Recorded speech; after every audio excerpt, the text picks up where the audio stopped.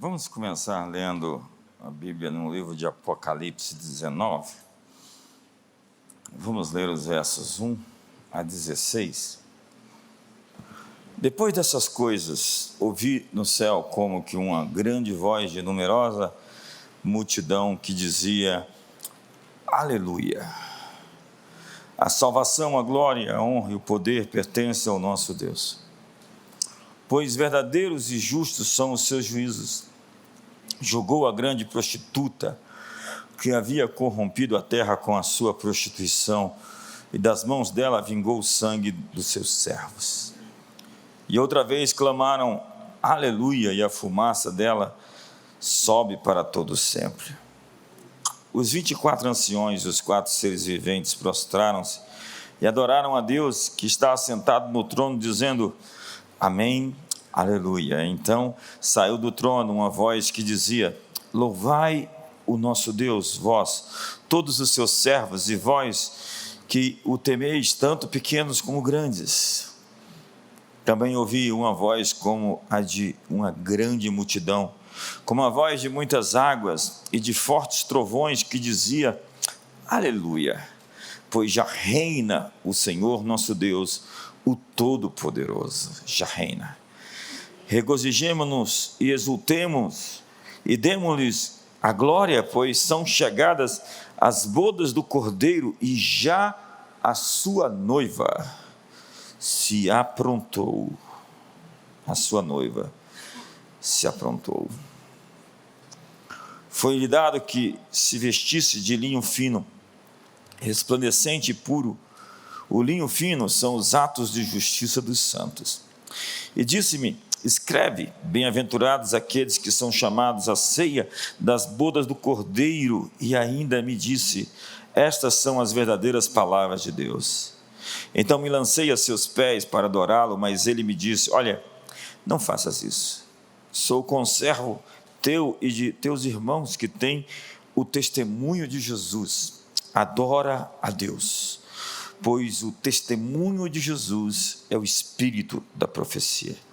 Essa frase é o resumo de toda a Bíblia, pois o testemunho de Jesus é o espírito da profecia.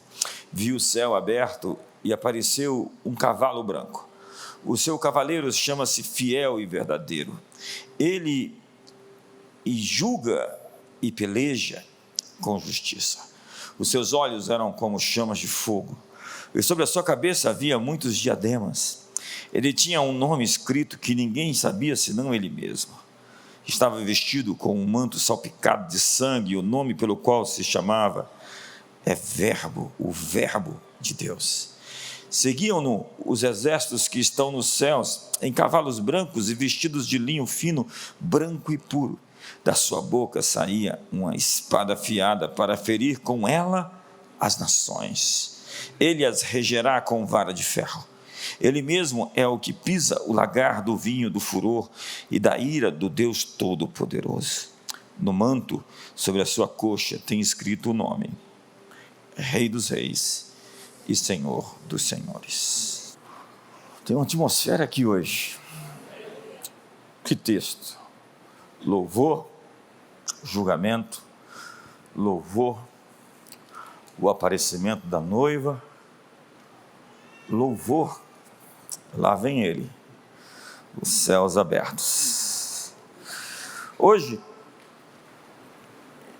diferentemente do que muitos pensam, a igreja não está perdendo a guerra. É verdade que nós temos grandes desafios à nossa frente. Hoje, 1 em cada 3 pessoas do planeta Terra é cristã. Segundo o Centro para Estudos do Cristianismo Global do Seminário Teológico Gordon Conwell, nós temos hoje mais de 2,8 bilhões de cristãos no mundo, sendo que o islamismo tem hoje 1,3 bilhões de adeptos. Tanto o hinduísmo como o budismo têm adeptos de centenas de milhões de pessoas.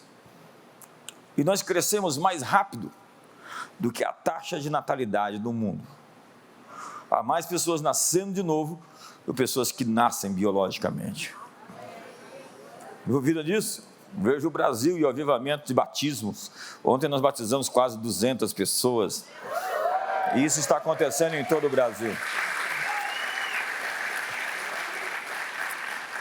Crescemos em muito mais de 100 milhões por ano. Existe uma mudança, contudo, no rosto do cristianismo no mundo. Não somos mais tão europeus como no passado. A Europa é a Europa por conta da fé cristã. Mas a Europa se declarou pós-cristã e se tornou um grande campo missionário, acredite. A fé cristã no mundo hoje é mais africana, asiática e latino-americana. Em números oficiais, o Brasil é o segundo país mais cristão do mundo. E o novo rosto do cristianismo é mais apaixonado, emocional e mais centrado no Espírito Santo. Mas como nós chegamos até esse ponto, dessa parede, esse bloqueio, esses reveses que sofremos nos últimos tempos? Nós vamos fazer 100 anos, o ano que vem, da escola de Frankfurt, que se reuniu com a máxima de vamos desconstruir a civilização ocidental e vamos acabar com a fé cristã no mundo. As teorias críticas, Mark Horkheimer, Herbert Marcuse, Lukács, toda essa turma, e depois os malucos que apareceram na contracultura, pavimentando o caminho ideologicamente, como Michel Foucault, Jean-Paul Sartre, a Simone de Beauvoir, Jacques Derrida, essa gente que mordia a testa, corria atrás de avião e rasgava dinheiro. E como nós chegamos nesse grande gap a partir do século XIX, onde o cristianismo deixou de liderar as conquistas mundiais em muitas esferas e entregou o mundo a uma escatologia escapista, dispensacionalista, de fuga, de escape. Na Europa e na América dos séculos 17 e 18, havia um espírito de otimismo em toda parte. As pessoas tinham um zeitgeist, um espírito do tempo, que apontava para um futuro glorioso. Elas estavam muito empolgadas. E a esperança puritana da igreja era de que o reino de Deus chegaria na terra como no céu. Essa expressão se tornou uma máxima para nós hoje, mas era a máxima no século 17 e 18. Na terra como no céu. Diga para você, irmão, na terra como no céu. E os reinos do mundo, conforme o Apocalipse diz, se tornariam do Senhor e do seu Cristo. E ele reinará pelos séculos dos séculos. E nós descobrimos a teologia de uma época, de qualquer época da igreja, a partir da sua hinologia. Veja que boa parte de todos esses cenários são músicas recentes, algumas não, mas o que cantavam os puritanos do século 17 e 18? Pergunte a George Frederick Handel. O Messias de Handel fez uma poderosa celebração do reino de Deus, na terra como no céu. Diga, na terra como no céu. Hoje, quando você entrar na sua casa, diga, na terra como no céu. No seu oratório, dividido em 3 partes, ele definia o tipo de visão de futuro que os cristãos tinham em sua época. Handel cantava, aleluia, aleluia, aleluia.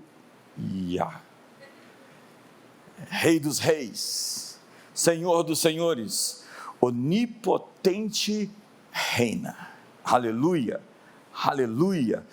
O Senhor Deus onipotente reina. O reino deste mundo se tornou o reino do nosso Senhor e de seu Filho e do seu Filho, e ele reinará para sempre e sempre e sempre. Ao Rei dos Reis, eternamente e sempre.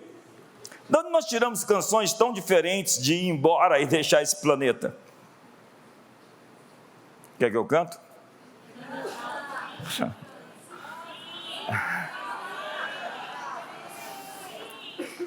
Aleluia de Handel celebra o verdadeiro Deus reinando sobre todo o mundo e que os reinos agora são seus.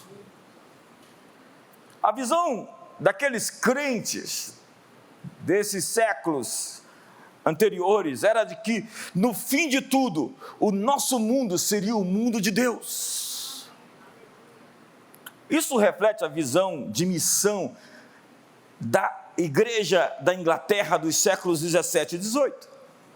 Lá na igreja basílica, na verdade não é basílica, na igreja de Westminster, a abadia de Westminster, diferente de basílica, tá?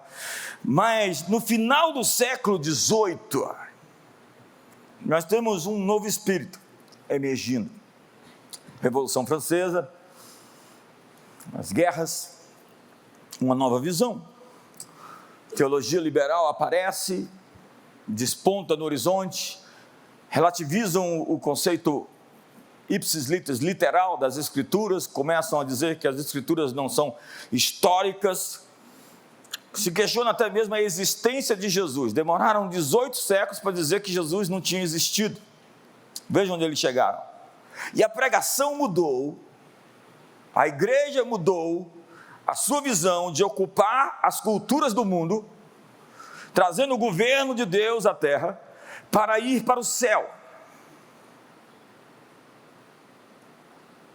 Ir para o céu. Essa se tornou a missão. A música de Handel parecia estranha, já que os reinos desse mundo já não eram do seu Cristo, eles eram maus. Afinal, Jesus teria dito: meu reino não é desse mundo, não é verdade? Mas o que Jesus queria dizer quando ele disse: meu governo, meu reino não é desse mundo? Ou vocês não são desse mundo?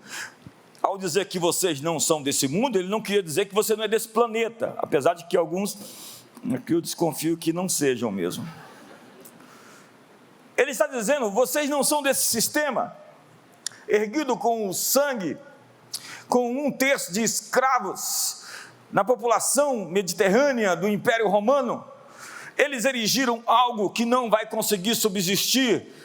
Já prevejo que nos séculos vindouros tudo isso vai desabar, vai virar pó, vai virar cinza, como na profecia de Daniel, de uma pedra que veio e se chocou com o governo gentio, com o governo dessas gentes, né? Gentes vem de gentio, e a nova missão então foi de levar almas para os céus, em vez de trazer o reino de Deus para o mundo. Os cristãos fizeram da sua missão escapar desse mundo. E aí se abriu espaço para o surgimento do que foi chamado de deísmo. Deísmo é diferente de teísmo. O deísmo é a história de que Deus criou o mundo, ok, tudo bem, mas ele ficou muito distante, ele não se interessa com as coisas que acontecem, ele está longe, bem longe. Ele é um pai que fez filhos, virou as costas e foi embora. Quem criou essa doutrina deve ter feito a mesma coisa. E surge então o secularismo. Veja que essa é uma expressão muito recente, nunca nada foi secular na história, tudo sempre foi sagrado. Deus fez o mundo e o mundo é sagrado. Secular não existia até o século XVIII. Você não tem um trabalho secular, seu trabalho é sagrado. Ou é sagrado, ou é profano. E o profano é a distorção do sagrado. Deus está, então, nesse caso, longe do desenvolvimento da sociedade, e ele simplesmente não existe. O dualismo, então, baniu Deus para o céu. Fique longe, num céu distante, e a terra ficaria sob o controle de outras agendas. N.T. Wright diz, e foi Epicuro quem inventou a modernidade, já que a modernidade é a ideia de que Deus não deveria mais participar das sociedades humanas, do sistema educacional. Tire Deus das escolas, tire Deus da política, tire Deus da educação, tire Deus das artes, tire Deus das coisas da vida. Leve o seu cristianismo e a sua fé para dentro das 4 paredes. Viva ali, restritamente, dentro da igreja ou dentro da sua casa, a sua fé, mas não leve ela para a arena pública, para o cenário público. Quantos já ouviram essa história? Então, no século XX, surge um novo evangelho social, onde a ênfase de ir para o céu foi trocada por ajudar os pobres. os enfermos. Então um híbrido nasce. Da mistura do evangelho social e do marxismo vem a teologia da libertação, ou a sua versão protestante, a teologia da missão integral. Entenda, ir para o céu é decorrência dos cristãos piedosos que morrem e vão para esse lugar intermediário, até o tempo da ressurreição. E a ressurreição não é a vida depois da morte, mas é a vida depois da vida após a morte. O que eu disse? Eu vou repetir. A ressurreição não é a vida depois da morte. A ressurreição é a vida depois da vida após a morte. Vamos lá?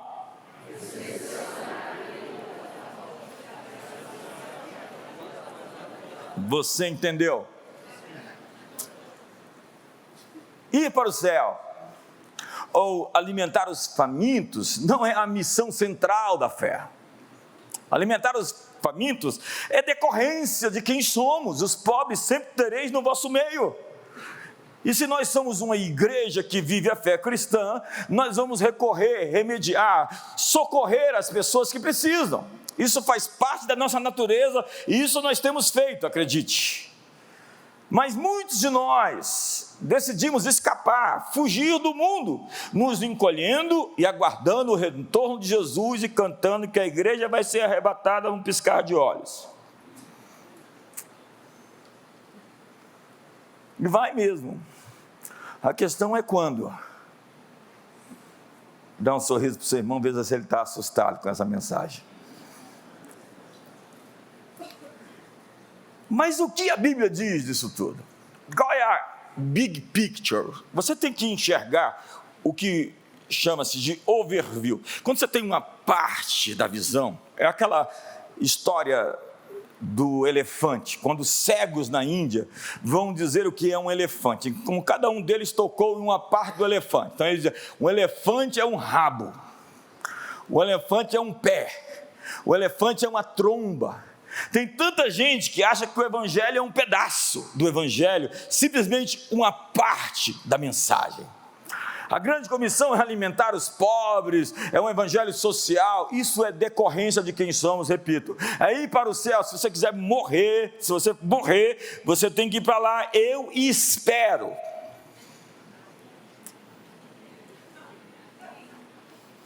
O Claudio Duarte disse que vai ter muita surpresa, né? A primeira é quando você chega lá e fala, eu aqui? A segunda o que fulano está fazendo aqui? Ele?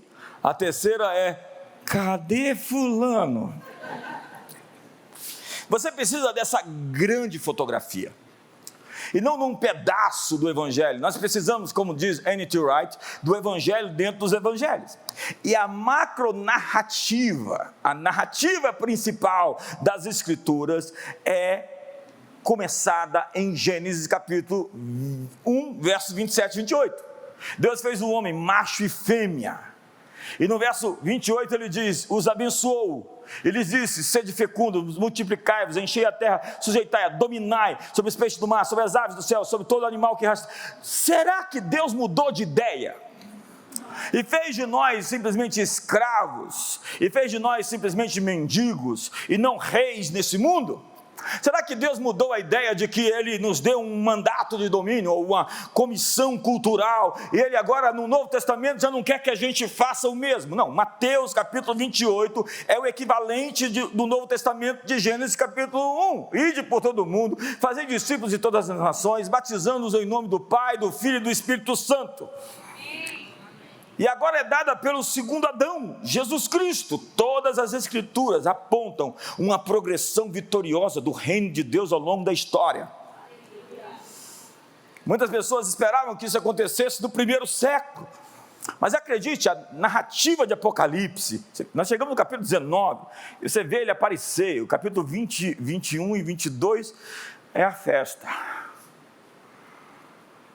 É a descrição, o livro de Apocalipse, de como o reino de Deus prevalece contra o império das trevas. Então, ao ler Apocalipse, leia rindo, leia alegre, leia cheio de esperança. Tem gente que pega o livro de Apocalipse e já fica assustado.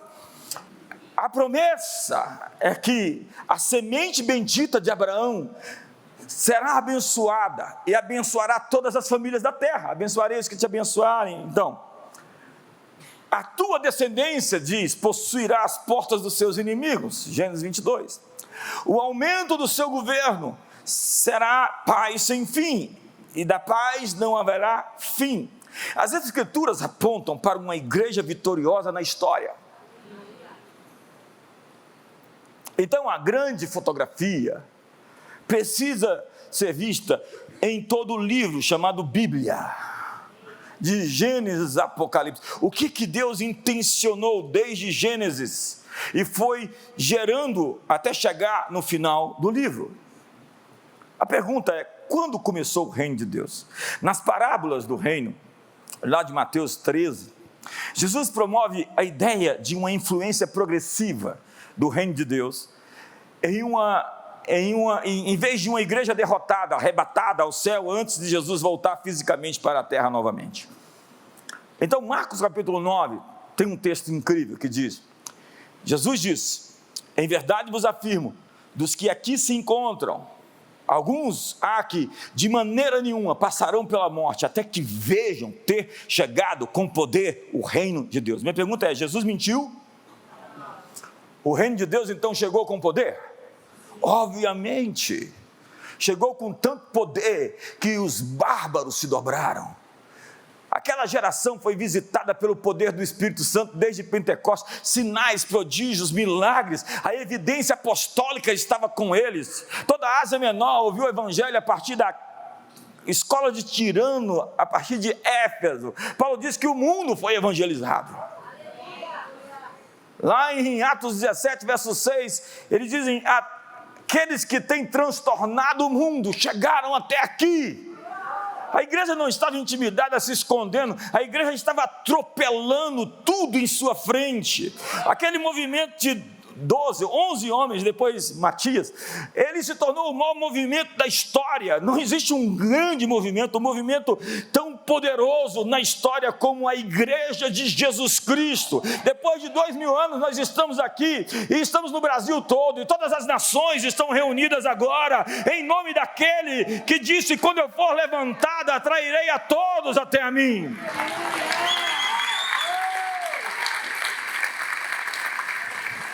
Aquele túmulo se abriu no ano 33 da nossa era, pelo calendário gregoriano, talvez no ano 29 ou 30 agora, vai fazer 2000 anos, 2000 anos de ressurreição. Eu estou numa expectativa para essa data. Quantos sabem que o aniversário de 2000 anos de ressurreição merece um presente assim incrível para a humanidade? Quantos sabem que Deus está se movendo e trazendo algo sobre a terra nesse tempo? A minha narrativa não é do que o diabo está fazendo na nova ordem mundial. Ei, por favor, a minha narrativa é do que Deus está preparando para movimentar a igreja, para cumprir a visão de que a igreja se aprontou. O verso aqui diz que a noiva está pronta. Então o sinal é a noiva adornada, bela, formosa, poderosa, cheia do Espírito Santo, sem mancha, sem mácula, sem ruga. É uma igreja de gente como a gente, de gente crente de verdade.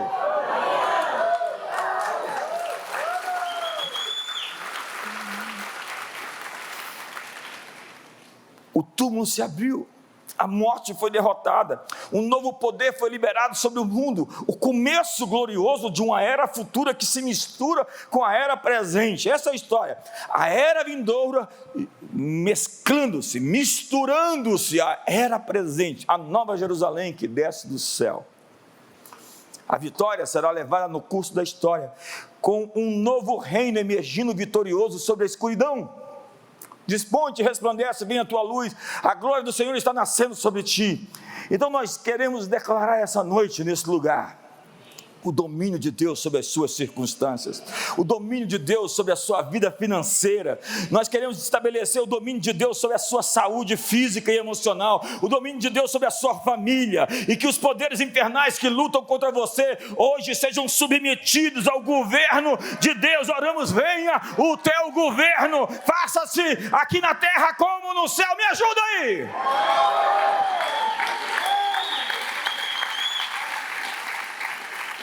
Nós estamos aqui não para fazer propaganda do anticristo. Nós não estamos aqui para fazer propaganda Tem gente, o diabo não precisa de propaganda, tem uns publicitários por aí que já faz a bola dele toda. Você sai da igreja e fala assim: nós estamos todo mundo perdido. Veja o que está acontecendo no Brasil. Amigo, nós estamos numa curva. O que eu disse? Espere até sair do outro lado. Eu falei quinta-feira, volte 100 anos atrás. Veja a confusão que nós estamos, a humanidade. Volte 7 anos antes, 7 anos depois, e veja o crash da Bolsa, o Holodomor, o movimento bolchevique, o surgimento do nazifascismo. Tanta confusão no mundo. A curva fechou, e mais uma vez o inimigo sucumbiu, caiu outra vez. Eu estou com um grito entalado na garganta: caiu a grande Babilônia.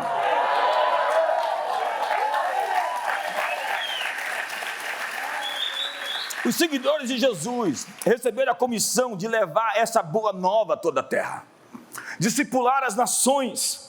Então o novo rosto da fé cristã está sendo mudado, de cristãos apáticos para gente enganjada. Um povo incrível está surgindo. Esse é o tema da conferência global, você viu? A Next Generation. Não precisa ser novo, precisa só ser ungido. Porque Deus vai ungir você com uma nova unção esse tempo. Quantos acreditam? Tem uma nova unção para a igreja, tem uma nova unção para o seu casamento, tem uma nova unção para a sua família. O Espírito do Senhor está sobre mim, porque me ungiu para. Deus sempre unge para. Deus unge para. Tem gente que na Bíblia que Ele ungiu para ganhar dinheiro. Tem gente que Deus ungiu para curar enfermos. Tem gente que Deus ungiu para libertar os cativos. Tem gente que Deus ungiu para ser uma voz da verdade.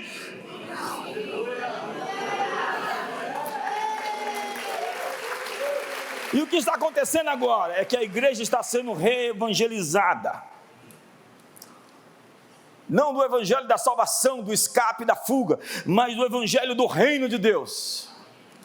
Nós estamos numa transição de uma mensagem sobre a depravação total e indignidade humana para uma visão da futura glória e poder da nossa espécie. Eu vi um pregador desses falando numa conferência sobre a dignidade humana. Quando ele terminou, eu estava acabado, arrasado, arrastando no chão, feito um réptil. Aquilo não é a dignidade humana, aquilo é a depravação total da nossa espécie. Mas eu sou uma nova criatura, eu fui feito em Cristo uma nova gente, eu fui redimido, eu fui lavado, eu fui purificado, eu fui transportado do império das trevas para o reino do seu amor. Eu fui santificado, minha consciência foi lavada pelo seu sangue, eu tenho as minhas vestes lavadas pelo seu sangue e o direito de entrar na cidade pelas suas portas. Eu tenho a cidadania da terra e eu tenho a cidadania da Nova Jerusalém. Essa gente religiosa acaba com a gente, eles querem crucificar o novo homem em nome da religião. Todas as vezes que você ouvir a palavra arrependa-se, e se não tiver chegado o reino de Deus, reconsidere o que você está ouvindo, porque essas frases são inseparáveis. Arrependimento e a chegada do reino de Deus se casam, porque senão arrependimento é só um confronto de mania de gente que tem de ser exortador. Tem gente com uma natureza de exortação. Você está feliz e rindo, ele diz: vigia.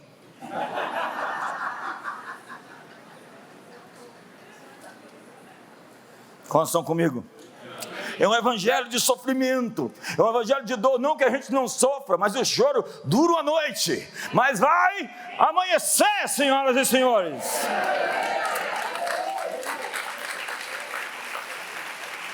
Nós estamos numa transição para uma visão da futura glória e poder da nossa espécie. No Renascimento, que durou do século 14 até o século 17, o homem se tornou o centro, porque antes ele era apenas a escória. Acabaram tanto, enfatizaram tanto o pecado, a queda. Nós nos tornamos tão cruéis e dogmáticos, que o humanismo surgiu como uma resposta. Foi o outro extremo. Divinizaram o homem, porque o homem foi acabado. Então surgiu com toda a força na literatura, na arte, na música, na filosofia, na política de toda a Europa. E os seres humanos foram postos no centro de tudo, no contexto político e social. E Deus ficou na sombra. E nós vimos então a modernidade expulsar Deus. Nós não queremos mais. A Revolução Francesa, tão celebrada pelos inteligentinhos, que terminou com Napoleão Bonaparte, tirano, déspota, e que matou mais gente nos 2 anos somente, 1793, 1794, do que todas as pessoas que morreram nas inquisições durante séculos. Essa Revolução Francesa tentou reinventar o mundo e provocou mais dano, mais dor e mais sofrimento do que você consiga imaginar. É a mãe, com o contrato social de Rousseau, o inventor da Revolução, de todas as ditaduras do século XX, que mataram mais de 100 milhões de pessoas. E a igreja tentou criar uma teologia bacana, uma fé inteligente, então tirou os milagres. Essa coisa é muito mística, sobrenatural. Vamos pregar um evangelho social. E o cristianismo frio reduziu a Bíblia. E eles dispensacionalizaram a palavra. Os milagres já não eram tão assim evidentes, não aconteciam mais. Foram tiradas das escrituras sinais e maravilhas, falar em línguas, profecias, e já não existiam mais apóstolos nem profetas. É engraçado que esses que mutilaram a Bíblia são justamente os maiores críticos e perseguidores dos que querem a Bíblia inteira. A Bíblia inteira. Quantos querem a Bíblia inteira? A igreja mudou a mensagem de pregar o evangelho do reino de Deus a todos os povos para preparar as pessoas para férias eternas nos céus. Quer que eu canto? Sim, eu porfiarei por essas terras de além e terminarei as muitas lutas de aquém. Lá está meu bom Senhor, ao qual eu desejo ver. Ele é tudo para mim e sem Ele eu não posso. Não vou cantar o resto não. Obviamente que essa música que o pessoal cantou e já morreu e está lá porfiando na Nova Jerusalém. Essa é a música daquela geração. Eles cantaram bem certinho. Mas Deus tem uma nova canção para esse tempo. Deus tem um novo som para essa estação. Quantos acreditam? Quantos estão comigo aqui? Você estava torcendo para desafinar, né, Felipe?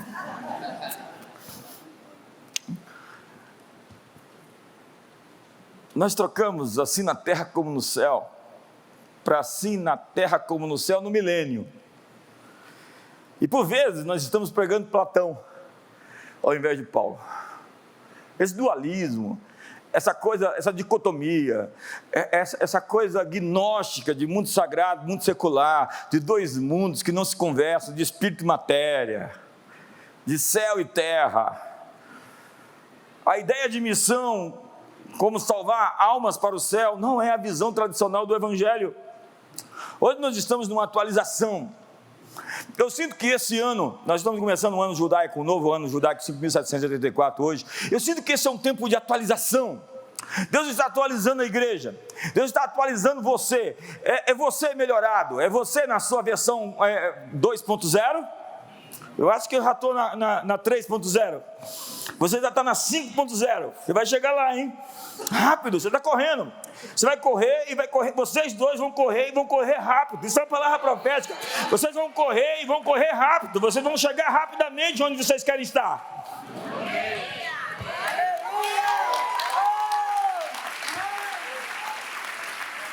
Você estava torcendo para desafinar? É o maior privilégio da história viver nesse dia, num dia como esse. A mentalidade do reino é sobre ser o sal da influência da sociedade. O pensamento do reino é estar preocupado com a segunda-feira e não somente com o nosso encontro aqui no domingo. Como é que vamos viver amanhã e na terça? E no meio da semana? Qual é o nosso testemunho? Qual é a nossa pregação? Qual é a nossa demonstração? Isso é o evangelho do reino. A igreja estará avançando globalmente, caminhando em sinais, maravilhas e manifestações de poder nesses tempos, numa atualização. Diga atualização. Sem precedentes. Deus está atualizando você. Quantos querem assim, aquele negócio que atualiza, vai assim, 60, 70, 80, 99% e depois cai? Não, vai atualizar completo.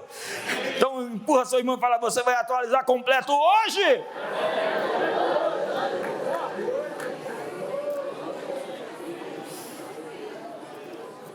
Mas infelizmente ou felizmente, Deus hoje é considerado por muitos como distante. É o deísmo, né? Invisível. E ele tem apenas o seu nicho na religião. Mas, senhoras e senhores, prepare para ver a manifestação de Deus nas ruas, nos esportes, nas praças, nas galerias de arte, nos shopping centers. Toda a terra será cheia do conhecimento da sua glória. Nossa fé vai sair daqui e vai invadir a sociedade lá fora. E quem vai fazer isso? Cada um de nós, com um testemunho poderoso e uma atualização. Tem gente que vai até aqui ficar bonita de novo. É um milagre, mas acontece. A promessa de Deus é que Ele vai se revelar ao mundo mediante o seu povo. Deus se mostrará com criatividade, com inteligência, com expertise sobrenaturais, com habilidades espantosas, com visão empreendedora, por que não? Com beleza e brilho, pureza, santidade. Isso vai encher toda a terra. O mal resistirá, obviamente, mas as nações serão atraídas para a beleza. Jesus é o desejado das nações. Já viu? As nações o desejam porque não o conhecem. Quando o conhecem, é tudo que uma nação, é tudo que uma pessoa. As pessoas, elas ficam assim reticentes com igreja, com religião, obviamente, porque antigamente ser cristão era ser bravo, né? Cara feia, carrancudo, triste. Obviamente que você tem que ter esses momentos assim, que você tem que ser centrado, mas o reino de Deus é justiça, é alegria, é paz, é gozo no Espírito Santo, e as nações virão até Ele por causa da sua bondade. Diz o texto: louvem-te a Ti, ó Deus, os povos, louvem-te os povos todos. A terra deu o seu fruto e Deus, o nosso Deus, nos abençoe. O resultado dele nos abençoar é que todos os confins da terra o temerão. Abençoe-nos, Deus, e todos os confins da terra vão conhecer você, vão temer você, Senhor. Nós estamos na idade da restauração de todas as coisas. Essa é uma nova era de renascimento. Esse novo renascimento é sobre pessoas apostólicas, trazendo as visões e a cultura do céu para a terra. Essa é a era da restauração de todas as coisas, de Atos capítulo 3, 21, ao qual é necessário que o céu receba Jesus, até o tempo da restauração de todas as coisas que Deus falou pela boca dos seus santos profetas desde a antiguidade. O texto está dizendo que Jesus está no céu, esperando o tempo da restauração de todas as coisas. A restauração é trazer de volta o que foi perdido, prejudicado, destruído. É quando o estado das coisas precisa voltar ao original. O Miles dizia: nós estamos voltando para o Éden. Sabe aqueles anjos que estão ali com espadas revolventes, impedindo com que o homem tenha acesso à árvore da vida? Eles vão sair. Por favor, JB, vai lá. Me ajuda aí. Você não está empolgado porque você... Estou preocupado aqui hoje. E quando o estado final delas sempre fica melhor do que o original, porque a natureza de Deus é terminar melhor do que começa. Diga para o seu irmão: vai ficar melhor do que começou. Quantos estão casados aqui? Então profetiza aí, diga para o seu irmão: vai ficar melhor do que começou. A igreja está cantando uma nova canção do domínio de Deus sobre toda a criação.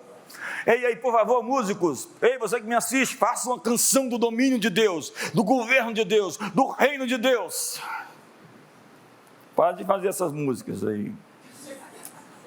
Há 7 versos na Bíblia de que Jesus está sentado ao lado direito do Pai. É o texto mais citado do Antigo e do Novo, Salmo 110, e eu vou citar somente 2. Então virá o fim, quando ele entregar o reino ao seu Pai, Deus e Pai, e quando houver destruído todo principado, bem como toda potestade e poder, porque convém que ele reine, até que haja posto todos os inimigos debaixo dos seus pés. O que a Bíblia diz é que Jesus já reina, ele não ascendeu aos céus. A entronização de Jesus não significa que ele está distante, longe e indiferente. Eu estou convosco todos os dias até a consumação dos séculos. Então, a manifestação dele é a aparição de quem já está em movimento.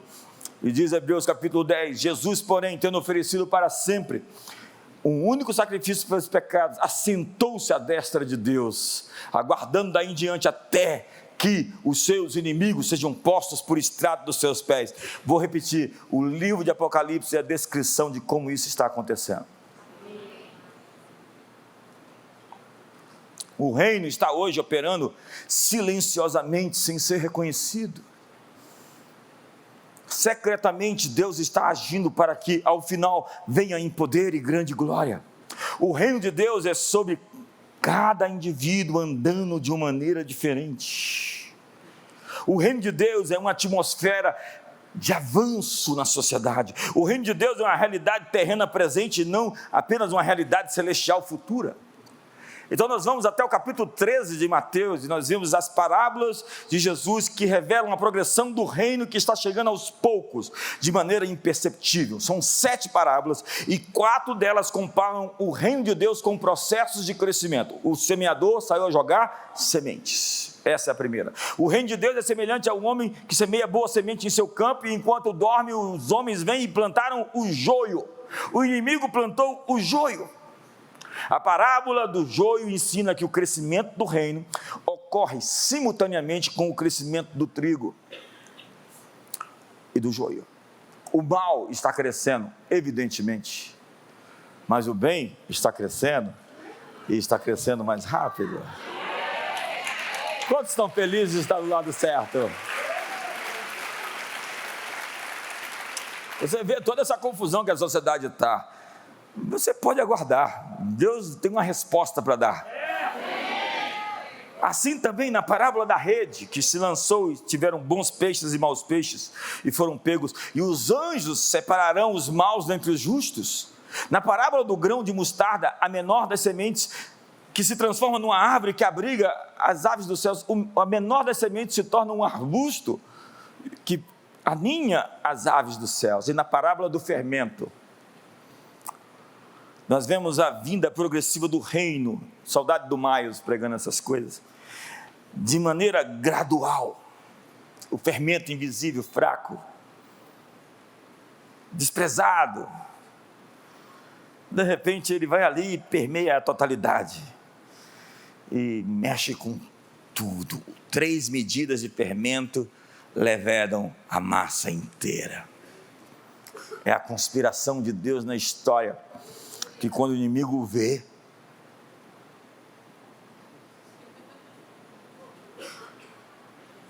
é Deus colocando Moisés dentro do palácio de Faraó, e Faraó pagando a educação, a universidade, a comida do menino que vai crescer e vai destruir o império do mal. Senhoras e senhores, tem um Moisés em algum palácio.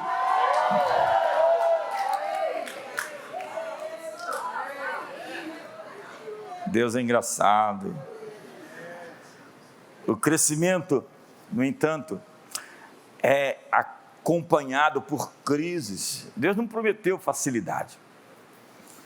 No reino, nós não estamos livres dos males, e nosso crescimento vem mediante contratempos e dores de parto. Mas quando vocês verem guerras, rumores de guerras, fomes, pestes, terremotos, não faça teologia disso.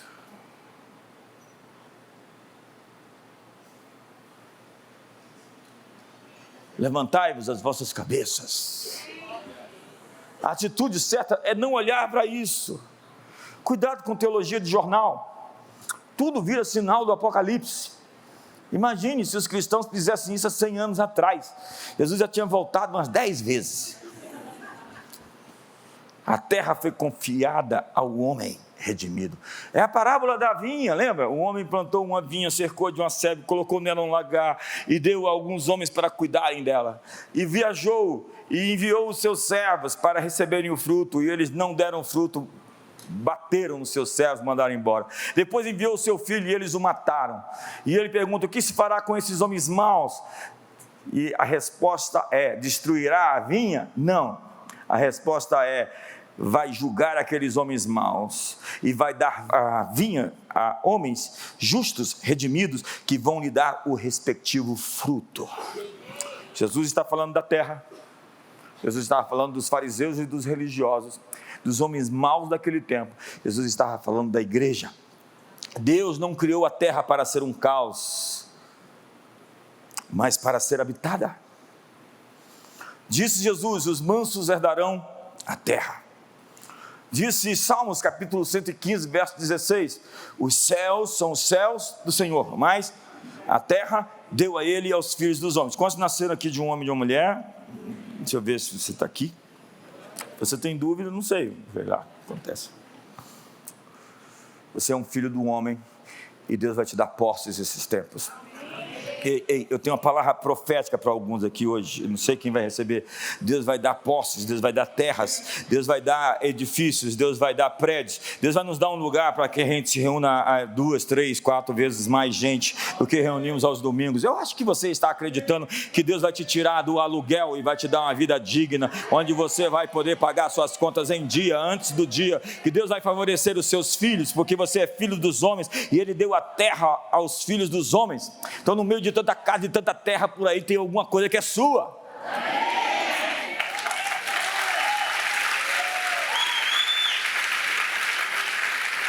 Sim, Deus vai te dar herança, Deus vai te dar escritura. Prepare, porque milagres vão acontecer esse final de ano. Eu sinto que está aumentando a fé agora. Eu estava olhando em minhas visões à noite, e eis que vinha com as nuvens do céu, como filho do homem. Parece Mateus 24, né? E dirigiu-se ao ancião de dias e o fizeram chegar até ele.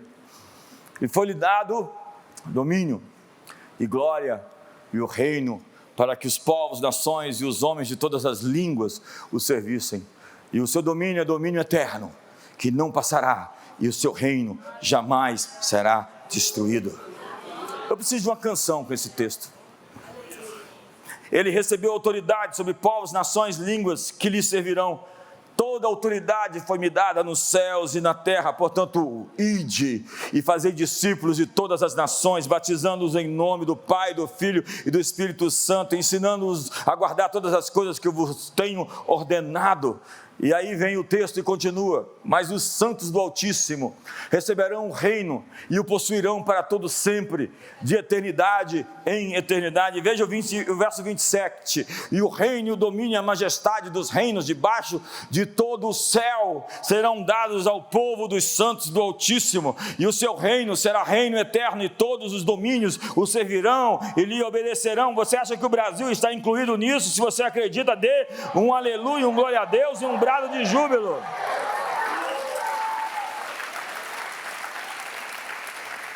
Então, ao invés de reclamar, de se queixar, de ficar desesperado, fala: eu quero trazer hoje, eu libero hoje a autoridade, o domínio. Como é que Jesus pediu para a gente orar?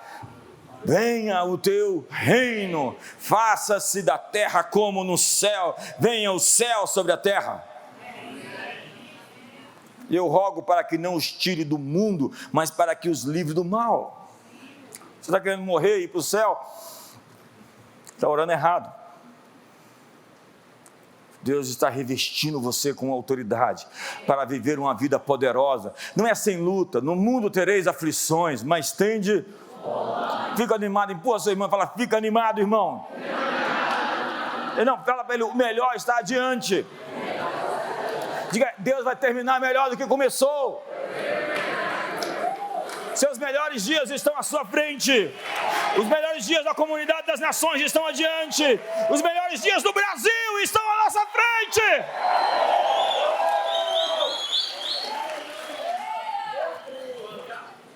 Diz a Bíblia que Nabucodonosor sonhou com uma estátua, e ele queria que os intérpretes, os bruxos, os feiticeiros, os mandingueiros, os maconheiros, todos eles dessem o sonho e a revelação. Aí, os bruxos falaram: olha, é o seguinte, dá o sonho que a gente dá a interpretação. Vocês querem me enganar? Se vocês não me derem o sonho e a interpretação, amanhã todos vocês vão morrer. E Daniel estava no grupo. Daniel não dormiu à noite, ficou em vigília de oração. Ele sabia que se ele não acordasse com o sonho, ele ia morrer. Alguém já dormiu desse jeito assim, que se não tivesse uma intervenção de Deus ia morrer?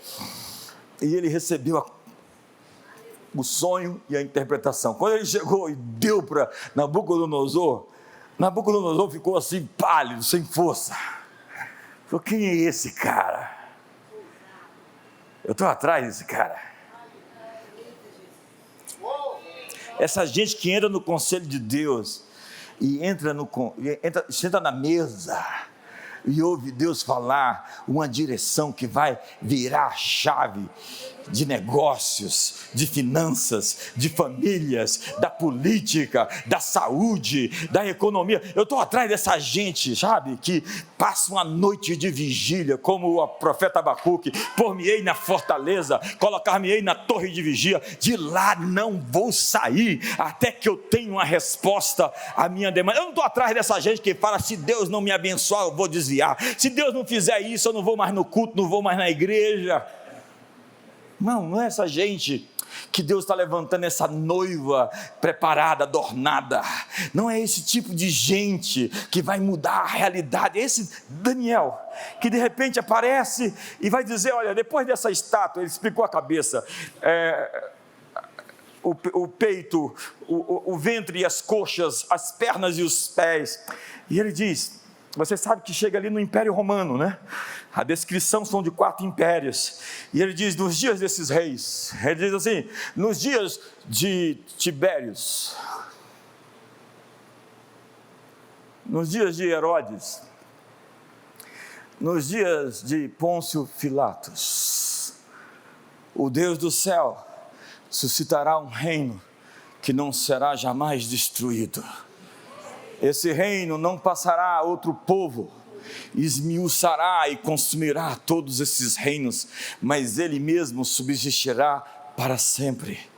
Como viste que do monte foi cortada a rocha eterna, a pedra angular que os construtores rejeitaram e veio a ser a pedra principal, sem auxílio de mãos, e ela esmiuçou o ferro, o bronze, o barro, a prata e o ouro. O grande Deus fez saber ao rei o que há de ser futuramente. Certo é o sonho e fiel a sua interpretação. E aí o queixo de Nabucodonosor caiu. Põe o verso seguinte, só para a gente ver a expressão do Nabucodonosor. E o rei Nabucodonosor, o rei no trono, veja a cena. Eu queria fazer um filme. Quantos vão me ajudar a fazer esse filme? O rei se prostra na frente do Daniel, e todo mundo fala assim, o que está acontecendo? O rei prostrado diante do homem de Deus, e ordenou que se lhe fizesse oferta de manjares e suaves perfumes. Vamos lá, passa. E disse a Daniel, o rei a Daniel: certamente o vosso Deus é o Deus dos deuses e o Senhor dos reis e o revelador de mistérios, pois pudesse revelar esse mistério. Mais na frente, Nabucodonosor escreve a carta da sua conversão e se membra na comunidade da Babilônia lá de Daniel. É engraçado esse Daniel. Onde tem uma encrenca brava, sai uma mão da parede, e todo mundo fala: que é essa mão? Uma mão saiu da parede. Está todo mundo doido na Babilônia e fala: quem vai resolver esse enigma? Aí alguém diz: tem um cara ali. Como é que é o nome? Beltesazar. Ele é estranho, parece um maluco, mas ele tem as manhas. Aí aparece: o que está escrito? Eu quero dizer, vai sair uma mão da parede qualquer hora desse país aqui. Tem uma mão saindo da parede esses dias aí. Mene, tekel, assim. E depois passa rei e fica Daniel.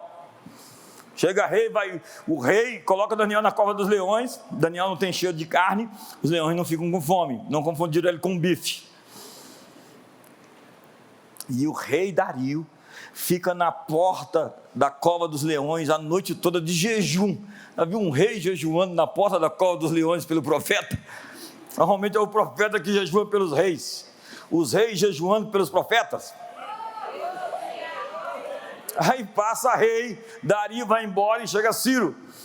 E nesses dias Daniel entra no quarto, 21 dias de jejum e oração, e começa a sacudir os céus, terremoto, placas tectônicas se mexendo, guerra de principados, arcanjo Miguel, e guerra espiritual contra o rei da Pérsia, e depois vem o rei da Grécia, tudo isso um homem no quarto, movendo o céu.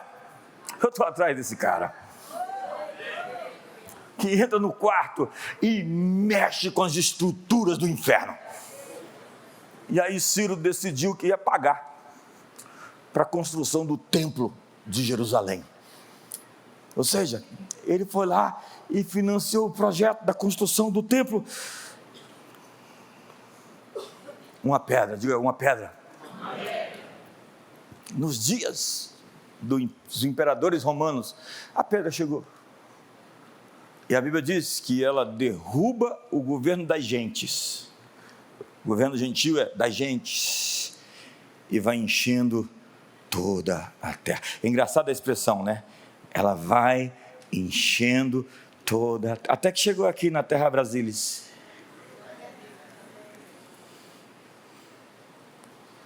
E está chegando.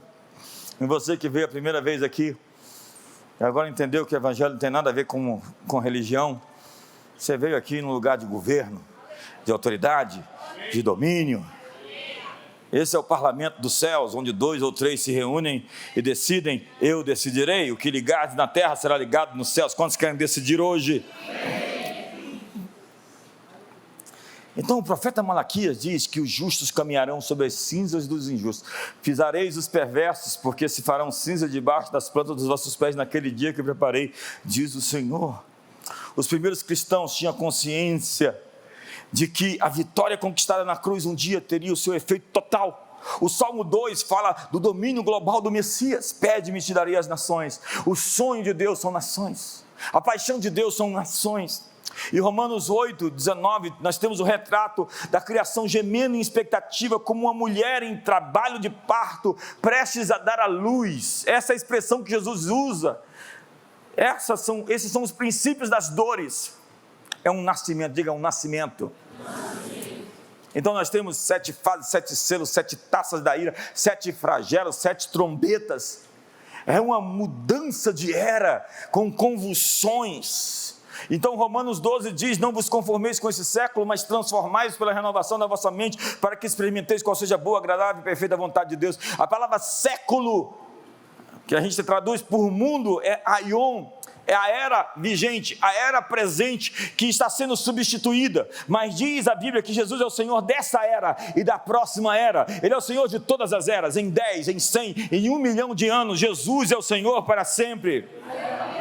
E aí vem a mensagem: arrependei-vos, porque arrepender-se, mudar de mente, não vos conformeis com esse século, é abraçar a agenda do reino de Deus. O céu ou o inferno estão em busca de manifestar sua agenda na terra. Essa batalha está se refletindo na realidade. Se nós oramos assim na terra como no céu, o diabo quer fazer assim no inferno como na terra. E arrepender-se é mudar sua perspectiva da realidade.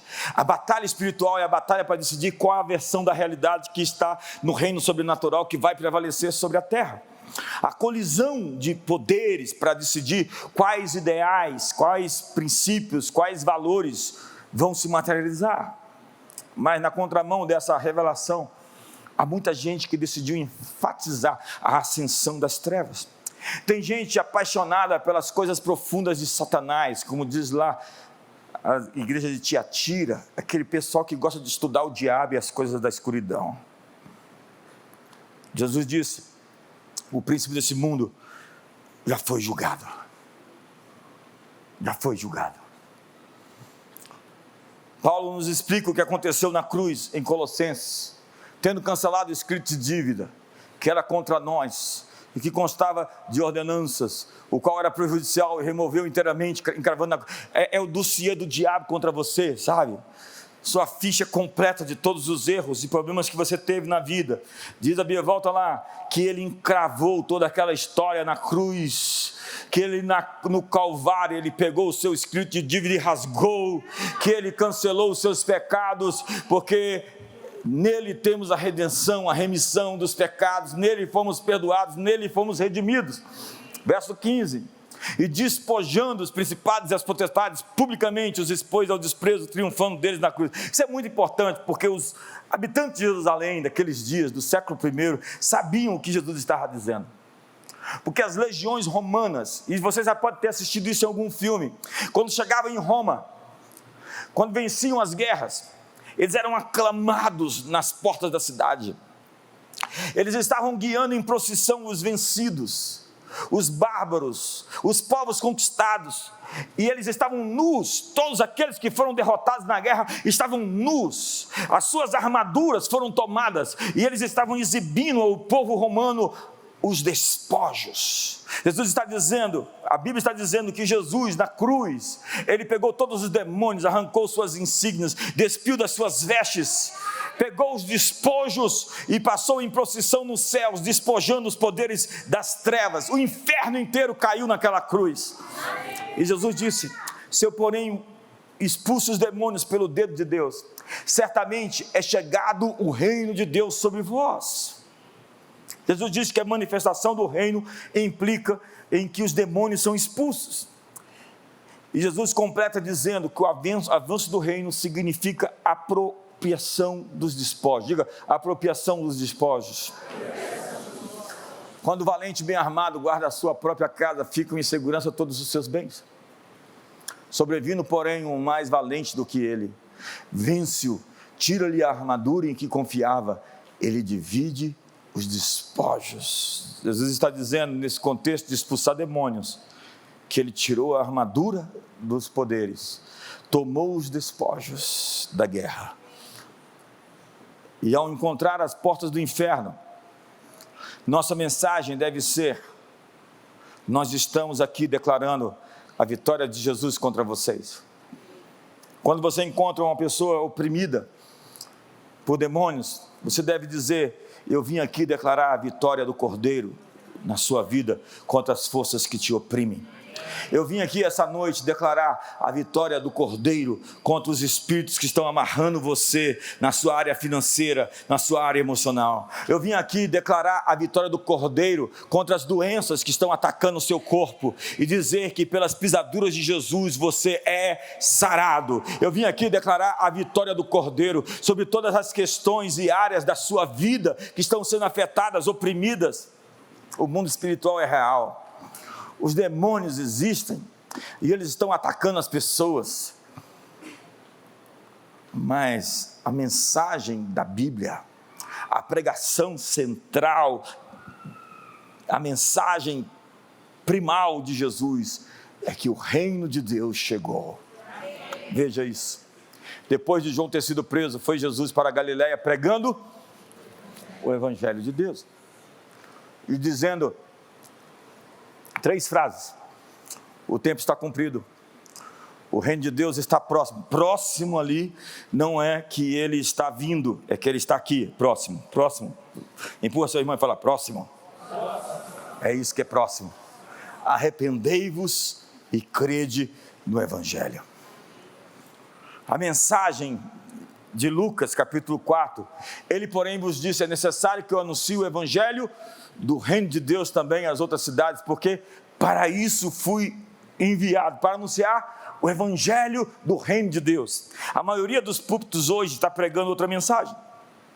Veja João Batista, ele anunciava o reino de Deus. A mensagem da igreja é o reino de Deus. Jesus disse aos discípulos, vão e preguem o reino. E quando Jesus ressuscitou, e apareceu aos discípulos. Diz a Bíblia que ele passou 40 dias, olha só, a estes também, depois de ter aparecido, se apresentou vivo, com muitas provas incontestáveis, aparecendo durante 40 dias, foi uma imersão de 40 dias, Jesus falando das coisas concernentes ao reino de Deus para os discípulos. Imagina, eu queria estar naquela aula, 40 dias com Jesus, ouvindo a mensagem do Evangelho da salvação. Vamos escapar? Vamos fugir? Não, vamos enfrentar. Nós somos uma tropa de avanço, nós somos um exército conquistador. Nós estamos aqui e em breve o Deus de paz esmagará Satanás debaixo dos nossos pés. Paulo ensinava dia e noite o reino de Deus. Veja a conclusão do livro de Atos. Havendo eles marcado um dia, vieram em grande número ao encontro de Paulo na sua própria residência. Então, desde a manhã até a tarde, ele fez uma exposição em testemunho qual era a mensagem de Paulo? O reino de Deus. Eu queria também estar lá.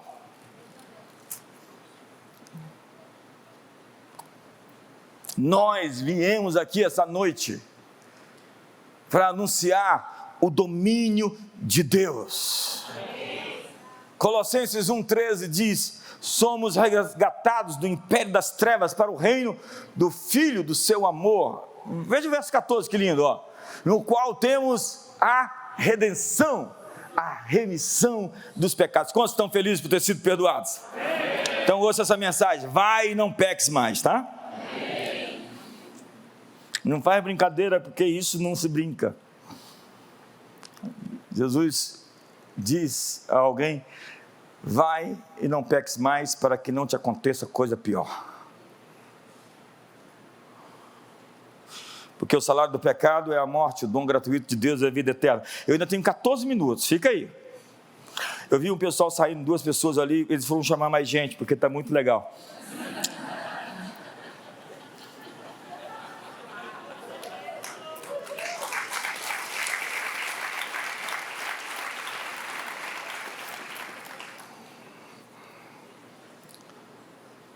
Eu li em Marcos capítulo 9, Jesus disse: vocês não vão morrer até que vejam o reino de Deus chegar em poder. Então o reino de Deus já foi inaugurado, o reino de Deus já é uma realidade. Em Lucas capítulo 17, verso 21, dá para colocar Lucas 17, 21, se disseram ele ali ou acolá, não creio, porque o reino de Deus está dentro de vocês, está no meio de vocês, a igreja, então, está entrando numa atualização, onde sinais, maravilhas e manifestações do poder de Deus serão sem precedentes. Haverá guerra, resistência, mas esta é a era da restauração de todas as coisas. Jesus disse aos discípulos: ei, não temam, pequeno rebanho, porque foi do agrado do Pai lhes dar o seu reino. Diga para o irmão do seu lado: foi do agrado do Pai te dar o seu reino. Então, para terminar, eu vi que vocês não falaram. Depois de eu profetizar uma coisa tão bonita para vocês assim. Então eu vou terminar.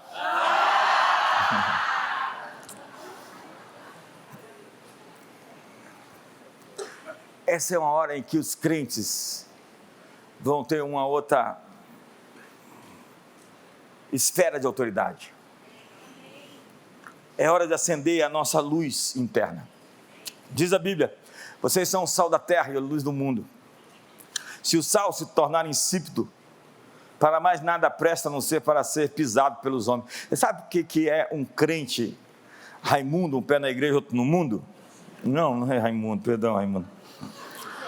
Essa gente sem testemunho, sem brilho, sem posição, politicamente correta, quer ser popular, não contraria, né? Assim, está assumindo a agenda da besta, do anticristo. O sinal da besta já está na mentalidade dela, na testa dela, já está na mente dela. Por quê? Porque ela aceitou essa agenda. Mas o que a Bíblia diz é que gente assim vai ser pisada pelos homens, não tem valor. porque ela não é posicionada. Jesus disse: vós sois a luz do mundo, e não se pode esconder a cidade edificada sobre o monte. Nem se acende a candeia e se coloca debaixo do alqueire, mas no velador, e dá luz a todos os que estão na casa. Assim resplandeça a vossa luz diante dos homens, para que vejam as vossas boas obras e glorifiquem a vosso Pai Celestial que está nos céus. Ser luz significa andar em um instinto superior, é viver em discernimento, e isso precisa de exercício, de prática, de discernimento, precisa de coração puro para não falsificar. Há tanta gente que falsifica que Deus disse, que Deus não disse nada. Há tanta gente com falsas mensagens que são oriundas do seu ventre, pessoas que estão ouvindo errada porque estão enviesadas pelas suas próprias emoções, ou pela sua amargura, pelo seu ressentimento. É preciso testar o que está sendo ouvido e se mover em sacrifício. Sacrifício é a linguagem do amor. Amor não é promiscuidade, amor é sacrifício. E quando você ama, você atropela o ego e faz o que tem que ser feito. Quantos estão comigo aqui hoje? O sujeito diz: eu vou separar porque o amor acabou. O amor jamais acaba. O que não acaba nesse caso é a falta de vergonha na cara. Está tenso aqui, hein? É hora de acender a luz interior. Lembra do Max Witt, acende uma luz? Não me atrapalha não. Vamos lá, me ajuda aí. Acende uma luz e deixa ela brilhar, a luz de Jesus que brilha em todo lugar. Nada puedes esconder, nada puedes calar. Antes está, você não conhece? Acendendo a luz em la escuridão.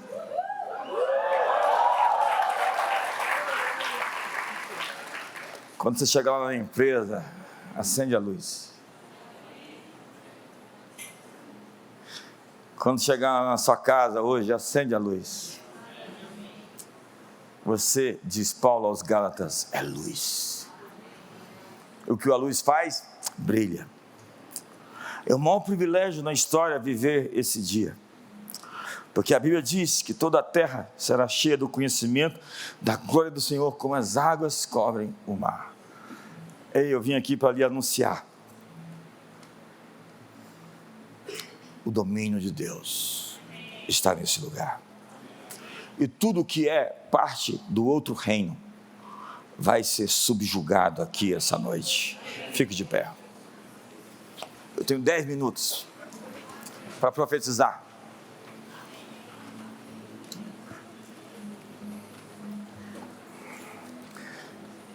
Abraça o irmão do seu lado e fala: qualquer coisa na sua vida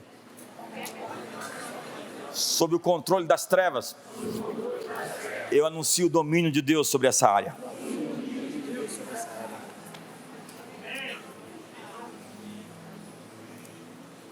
Se você está em dívida é escravidão. Deus não quer filhos endividados, porque Deus não quer filhos escravos. Se você está emocionalmente frustrado, cheio de amargura, hoje você tem que liberar o seu coração com perdão. Se você vive com doença e enfermidade, Jesus já levou essa dor sua, e hoje eu declaro sobre você a cura sobre o seu corpo. Em nome de Jesus, eu libero saúde sobre o seu corpo. Quantos tem alguma doença ou alguma dor, agora levante sua mão, eu quero orar por você. Quem está do lado dessa pessoa, põe a mão sobre ele. Põe a mão sobre ele, sobre o seu ombro. Sobre o seu ombro. E nós liberamos hoje, daqui desse lugar, uma palavra de cura e restauração. Isso não é sentimental. Nós estamos operando sobre um princípio. E o princípio diz que pelas pisaduras de Jesus somos curados. Que porão as mãos sobre os enfermos e os curarão. Se alguém há enfermo, ungiu o enfermo com óleo, a oração da fé salvará o enfermo. Nós declaramos hoje a unção da cura, nós liberamos hoje o poder da cura, o domínio de Deus sobre o seu corpo. Nós expulsamos toda disfunção, toda doença hoje no seu corpo seja quebrada. Nós liberamos o reino de Deus sobre o seu corpo, nós liberamos o domínio de Deus sobre suas artérias, sobre seu sangue, sobre seus nervos, sobre seus ossos, sobre seu cérebro, sobre seu sangue. Nós liberamos seus sistemas em ordem agora. Nós liberamos a cura, completa cura sobre seu organismo. Nós declaramos a restauração física e a regeneração, a energia, a força, o vigor, o poder e a graça, o favor de Deus. Eu declaro em nome de Jesus o domínio de Deus seja curado, e todo demônio que promove a opressão, toda força espiritual que oprime você, nós declaramos hoje a derrocada desses poderes. Nós quebramos hoje o poder das trevas que oprime a sua vida. Nós desfazemos toda loucura, toda devastação, toda migração de demônios, toda injeção de pressões e opressões e escárnios. Nós desfazemos hoje o poder zombeteiro desses demônios que tentam te tirar do prumo e te levar às trevas, ao desespero, ao medo. Nós liberamos hoje restauração sobre o seu corpo, seja hoje restaurado na sua alma, seja restaurado no seu espírito. Receba hoje a cura e a restauração no seu espírito, alma e corpo, em nome de Jesus. Levante as suas mãos. Nós declaramos o governo de Deus sobre essa circunstância, sobre qualquer circunstância. Nós declaramos o domínio de Deus sobre essa situação, a autoridade de Deus sobre esse imbróglio, sobre esse problema, sobre essa dívida, sobre essa causa judicial, sobre essa doença, sobre esse divórcio, essa separação, sobre esse litígio, sobre essa confusão. Declaramos o domínio de Deus essa noite sobre a nação brasileira. Essa terra é tua, Jesus. Tu és o Rei das nações. Tu és o Rei de todos os países. E hoje seja o Rei da nossa casa, da nossa família, dos nossos filhos, das nossas finanças, dos nossos corpos, das nossas almas. O Rei eterno, o Rei dos reis, o Senhor dos senhores. Declaramos o teu domínio. Essa semana, qualquer situação, você já tem uma linguagem.